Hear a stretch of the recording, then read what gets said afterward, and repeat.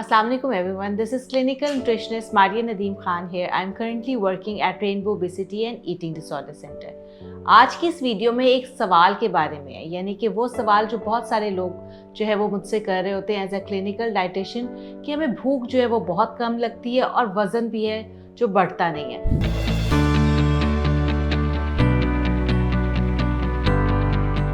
आज हम underweight issues के बारे में बात करेंगे, उन अंडरवेट इश्यूज़ के बारे में जिसके साथ आपकी एपिटाइट भी जो है वो कम से कम हो रही होती है।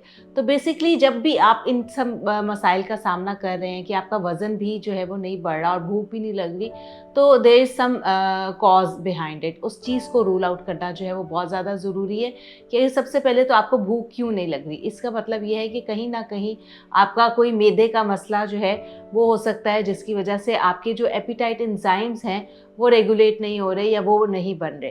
फिर इसके अलावा आपका स्ट्रेस इश्यूज़ जो है वो बड़ा मेन होता है कि बहुत सारे लोग जो वो स्ट्रेस लेते हैं और उनकी भूख जो है वो कम होना शुरू हो जाती है। मेंटल स्ट्रेस जो है वो आपकी एपिटाइट सेल्स को, आपकी इम्यूनिटी सेल्स को जो है वो अफेक्ट कर रहा होता है। तो स्ट्रेस को मैनेज करना जो है वो बहुत ज़्यादा ज़रूरी है अगर आप अच्छी भूख जो है वो चाहते हैं कि लगे और आपका वज़न भी जो है वो बढ़े, क्योंकि जब भूख नहीं लगती और वज़न नहीं बढ़ रहा होता और ये स्ट्रेस जो है आप थोड़ा सा भी जो कुछ खा रहे होते हैं वो भी सेल्स को पहुंचने नहीं दे रहा होता, आपका मेटाबॉलिज्म जो है वो बहुत ज़्यादा डिस्टर्ब हो जाता है।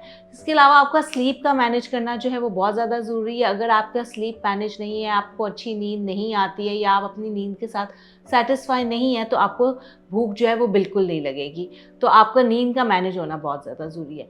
फिर एक बहुत ही इंपॉर्टेंट पॉइंट है जिसको हम अक्सर इग्नोर कर देते हैं, वो है कॉन्स्टिपेशन, यानी कि कब्ज़। अगर आपको कब्ज़ रहती है, क्रॉनिक कब्ज़ रहती है, दायमी कब्ज़ का आप शिकार रहते हैं, बच्चों में आप देख रहे हैं कि बहुत ज़्यादा कब्ज़ रह रही है और वो वही बच्चे जो है वो यही आपको शिकायत कर रहे हैं कि हमें भूख नहीं लग रही है। ख़ास तौर पे वो टाइम नाश्ते का टाइम जिसमें अक्सर बच्चे कहते हैं कि हमें उस टाइम भूख नहीं है।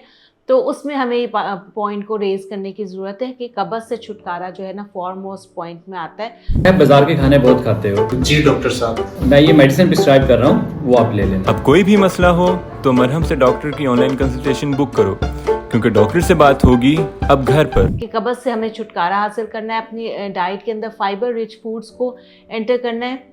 जैसे ही आपकी कब्ज़ जो है वो ठीक होगी, आपकी एपिटाइट जो है वो खुद ब खुद बहाल होगी, क्योंकि पिछला खाना हज़म हुआ नहीं होता, हम नया किस तरह खाना खा सकते हैं। तो इस डाइजेस्टिव सिस्टम को रेगुलेट करना, इसके फंक्शंस को रेगुलेट करना जो है वो हमारे लिए बहुत ज़्यादा ज़रूरी है। फिर पानी की कमी भी भूख की कमी का बायस हो सकती है, इसलिए पानी को जो है अच्छी मिकदार में पिए। फिर बहुत ज़्यादा सेडेंट्री लाइफस्टाइल जो है वो उससे भूख जो है वो कम हो सकती है। तो भूख को रेगुलेट करने के लिए हमें हेल्दी लाइफस्टाइल की ज़रूरत है।